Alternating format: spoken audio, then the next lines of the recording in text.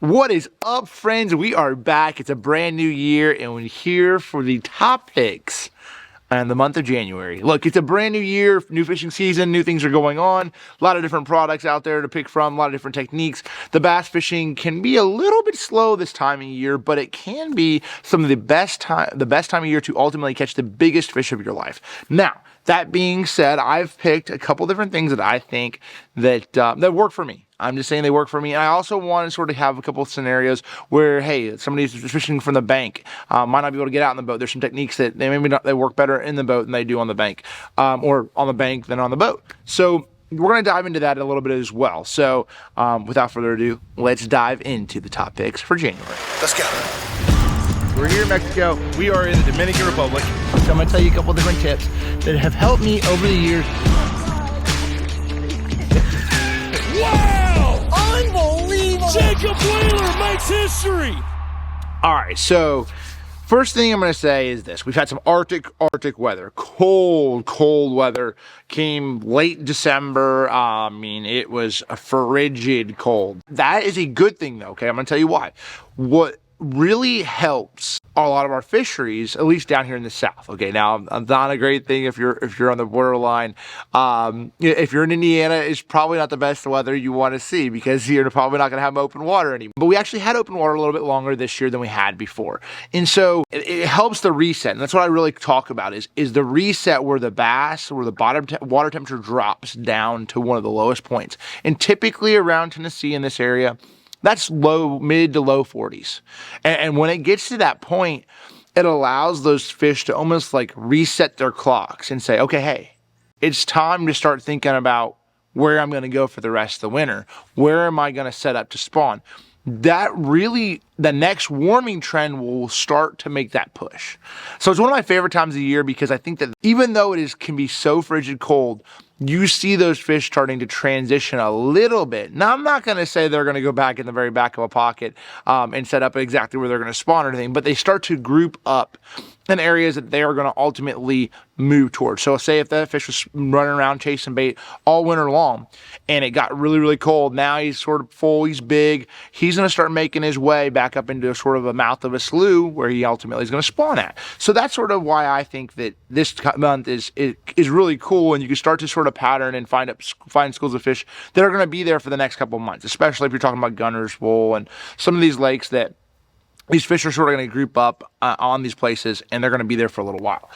First bait I'm going to pick for this month in January, it's one that I left out for December. And because we have rain, and this really comes down to it, if your water is a little bit stained, a crankbait can be unbelievable. Fishing a crankbait can be unbelievable. I did pick 3. Actually, I have 4 right here. But I got a Slim. This is Slim 6. He's, a little bit bigger profile. So I'm going to hold off the Slim 6 right now just because I feel like the water temperature, being it's a little bit cooler, I want to sort of go with like more subtle crankbaits. Typically for me, this is like the month of January. When I hear the month of January, what do I think? Number 5 Shad Rap. That's right. Number 5 Shad Rap. This is the shad color. There you go. And also what it really has is it's a super tight wiggle. I throw it on a spinning rod, 8-pound line, 8-pound fluorocarbon, and then I end up actually throwing on like a 7-foot medium action rod. And you just cast it out there, cranking a lot of little rock banks, little transition banks. But the key is with this, typically I want that water clarity to be 1.5 feet or less. It is really, I'm looking for a little stain. I'm not saying you can't catch them in clear water. I'm not saying that. I'm just saying ultimately for me personally, I feel like I have the most success when the water stains up a bit, and that number 5 Shad Rap does a really good job. Now this bait actually, believe it or not, dives fairly deep for what its size is. With 8-pound fluorocarbon and a decently long cast, a fairly good cast, which 80 feet, I'm going to say, with this bait. And you actually be surprised how long you can cast it, how far you can cast that. But it would probably run like 6.5 feet. I've got it hung up in 7 where I couldn't even get it. So those are really, it's basically a small package. And when the water is the coldest temperature, to trigger a big fish into biting, you don't necessarily have to have a big bait. I feel like you can use the smallest baits this time of year with big results throughout the whole year. This is the time you can throw smaller baits like a small Shad Rap, small crankbaits, small Ned rigs. If you get bites, typically at all. You know, you're going to catch some big fish as well. So number 5, Shad Rap. Diving, another one that I throw at the same sort of time. This is a Otts Defoe's Tiny. And these are all sort of broke down into colors that I throw, sort of like the variations of colors I throw. So you have a foil, so cleaner water. This guy's a chartreuse. And it's more so like you have super muddy water. You got shad, so that's more of a solid color, you know, and that's going to be good if they're really, and then of course crawdad. So now I'll throw red, you know, red craw too in there as well. But that sort of like starts, I feel like red craw is my transition starts about February. So we're going to talk about that next month. Red is the color for the month of February. There you go. So that is 2 right there. And then last but not least is a DT6. DT6 it actually runs about 7 feet. I mean, I've even got down to 8, 9, but realistically, it's a good diving crankbait in that 7-foot zone. That mid-depth zone is one of the best that's ever been made. It's caught a lot of fish. Crawdad's a good color for me when the water's just a little bit it's not muddy, but it's stained, and that's why I like the crawdad color. And then I'm going to say one other thing for cranking smaller crankbaits, like a 7-foot medium to 7-foot medium power cranking rod. You want something that has a pretty good, especially with this guy on a baitcaster, you want something that has a pretty good bend down the rod. You want that parabolic bend. So that's typically I'm cranking that on 10-pound line on this, and then 12-pound on the majority of my other crankbaits.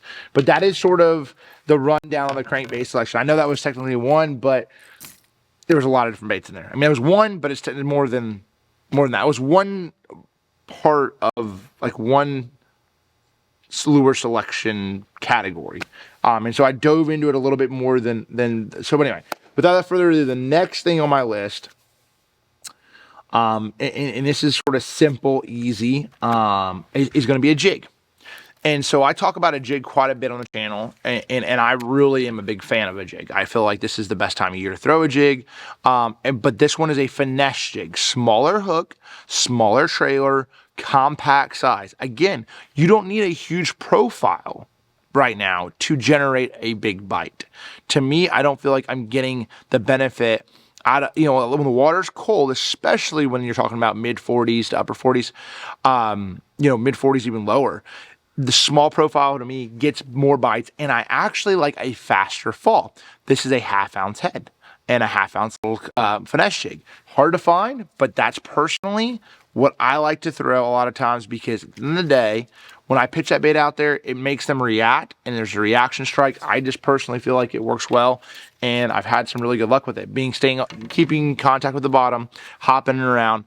I've gotten really, you know, some really good bites with it. I typically am throwing a 14-pound line if I'm just fishing rocky banks, 15-pound line. And then I'll throw like 17 to 20 if I'm fishing a little bit. The thing is, it is tough. Like if you're flipping laydowns and logs with a smaller profile jig, your hook can really, it can mess you up, because with a small finesse jig with a smaller hook, it's harder to get this fish out of that cover. And so that's sort of that can be a tough deal. But finesse jig is number 2 for sure. Transitioning now to, of course, we talked about this last in December, a jerkbait. You guys, if you guys want to know a little bit more about the jerkbait, I talked about this really in depth in the last video on the back side of it later in the video for the top picks of December. Talked about a couple different variations of different things that I throw, but the big key that I'm going to say is cadence with this is a Shadow Rap Deep. I like a Shadow Rap Deep quite a bit. It's a slow sinking jerkbait, and what that means by you know, it barely sinks. And I like that this time of year. Now, if I'm fishing super shallow water, this is the thing. If I'm trying to throw a jerkbait in 4 foot of water, this is not your guy. You want a truly suspending jerkbait, super shallow. If the fish are up there in 3, 4 foot of water, you know, I might throw throw an X-Wrap and make sure it suspends correctly. But if I'm fishing in highland reservoir lakes or places where the fish are suspending down there in 12, 15, 20 foot of water, this bait is awesome for that slow sinking, because you're not wanting to have happen is you don't want your bait to sink and basically be on the bottom. Because if it gets to the bottom, the reason why you pick up jerkbait for the depth zone that you're actually fishing is because if you are down, you know, let's say it's 4 feet deep, I'm throwing this bait in 4 feet of water. This bait dives about 6 feet fairly easily. if I'm just down there grinding the bottom like a crankbait, I'm not really imparting any action like a jerkbait is intended to do. The jerkbait is intended to be in the like mid column of the water, no matter where you're at. So that's why a depth selection is very key in having a jerkbait for each one. I mean, I have boxes and boxes and boxes and boxes and boxes of jerkbaits, but for the majority of the time, 5 to 8 feet of water is probably one of the better zones to catch a bass on a jerkbait, and that's why I picked that extra deep. So we can dive into more of that. I can talk hours about jerkbait fishing, and trust me, there'll be sometimes I might have a video coming out here soon later on in the month, maybe diving into jerkbait. So now the third was at number 3. That's number 4. Number 4 on my list. Can you guess it? Lipless crankbaits. Okay, so I have a few of them right here. There's a lot of different variations of them. This is a rattle and wrap. This is a 13 Fishing Magic Man, and then this is a Storm Arashi Vibe. Sorry, I knew it was a vibe. I call it a vibe. So basically, what it has more than anything, these three, they're all a little bit different. And because a lipless crankbait doesn't have a bill, the head of the lipless crankbait, basically the where the line tie is from in front of that to the nose, that is what in part makes the bait have its action. So this guy, the Vibe, being very narrow, he's going to have a more tight action. Actually, believe it or not, if your body is the same size as the nose, this one actually has a tight action as well, the rattling wrap. And the key with that is realistically, you're trying to have the right action for the water clarity. So like if our water's pretty clean, I'm gonna typically go with the tighter action wobbling crankbaits, and it's colder. And then if it's a little bit more dirtier, the Magic Man is sort of like something that has a lot more rattles in it as well. I'm in more vibration, more rattles. That's where I'm gonna sort of pick that one. Now I'm not using these necessarily for just casting and winding right now. When the water's pretty cold like it is right now, when I use a lipless crankbait for mostly is to fish in 5, let's give it, I'm going to say 3 to 6 feet of water, yo-yoing it, okay? And so I'm casting it out there, letting it hit bottom, fall, fall, fall. This is one of the best techniques when you're fishing shallow water. In the month of January, February, whenever it's cold, they're around bait, they just bite a lipless crankbait. It's very much so like a silver buddy. And that is something, so this is a great technique for you guys that are out pond fishing. This is like one of the best because you're fishing typically in a pond 3, 4, 5 feet. That's when I'm going to throw this lipless crankbait. Throw it out there, let it hit bottom, back to the bottom, bring your rod tip up, you'll feel the vibration, let it go back down on a semi-slack line, and they're going to bite it most of the time on the fall. So that is sort of one thing that I definitely would recommend. And then for those anglers, probably the number 1 bait, and you guys aren't going to really probably pick this one up. One of the number 1 baits, highly on my list for the month of January, for cold weather, cold water, old school, the OG Silver Buddy. That's right. The OG Silver Buddy right here. Now, I don't have a little clip on there, but I dug this guy out of the tackle box to tell you guys, Silver Buddies still catch them. Blade baits still catch them. And this is probably one of the, if it's cold, I'm talking like back in the day when I fished in Indiana, and there'd be I remember fishing a lake. Okay, I'll give you a scenario. Half the lake was frozen. Literally, half of it was frozen, and I was casting this up on the edge of the ice, and they would catch them on that. So this is a really good bait to throw in the wintering areas. Smallmouth, largemouth, spotted bass, combination of it all. If the water gets really cold, they get to where they get mud on their bellies. This bait right here, Silver Buddy, is great. So that's basically the same thing as a lipless right here, but this is a little bit deeper water. So deeper water, shallow water. Okay, so last but not least, and you guys hear me talk about this one a lot, but it's one of my absolute favorite techniques for wintertime bass fishing, and it is a Largo shad. This is a 3.5-inch Largo right here. and these should be available in some of the retailers right now, which is, I'm gonna be honest with you, I've had the 3, and then I have the 3.5. There's a 3, a 4, and a 3.5. And so this is the 3-inch, and I throw the 3-inch a lot this time of year if I'm trying to sort of finesse a bite. But the 3.5, to be honest with you, the swimming action of the 3.5 is something that's it's the best out of the 3. It's insane. Like, it has the kick, it has the wobble. It's not too much, it's not too little. It's perfect. And so what I sort of pair this up with is the Hybrid swim bait jig heads. Now, these are all different sizes, and the reason I picked these differently, so these are my top 3 sizes that I personally use. So I use a jig head that's either a 3/16, a quarter, or a 3/8. So the one thing that I have noticed, I'm going to tell you guys, for some of the guys out there fishing in a boat and fishing deeper water, so the 3/16 jig head for me really comes down to, it's the lightest, but it's really, really good in those deep water conditions that I feel like I've always been like forcing to throw, like I'm forcing myself to throw a heavier jig head, especially when you're talking about like forward facing sonar. Like, you can cast it out there and you're fishing deeper water. Like, I'm talking like 20 to 40 feet deep. And I realized this year that the lighter jig heads, it takes longer for them to get down there, but the fish are getting pressured, and lighter can be better. So that's just something to sort of add if you're having a problem, you know, with getting fish to bite. Sometimes having that lighter jig head is more natural, has more action, and it allows that bait to swim right. I feel like it just floats a little bit better, has more natural of a look, and I think that you can generate a bite. So if you find a group of fish that you're like, I can't get them to bite, lighten up your jig head. So as far as the quarter and the 3/8, you know, probably quarter standard, and this is going to be great for a little bit of those, you know, deeper, mid-depth of deeper water. And then the 3/8 if you're trying to get down there to the bottom faster. I actually do throw the 3.5 on 12-pound fluorocarbon, and I throw it on a 7-foot medium heavy. It's like more of like a medium heavy plus, or medium plus medium heavy is what I throw, that 7-foot medium heavy, that my Signature Series rod.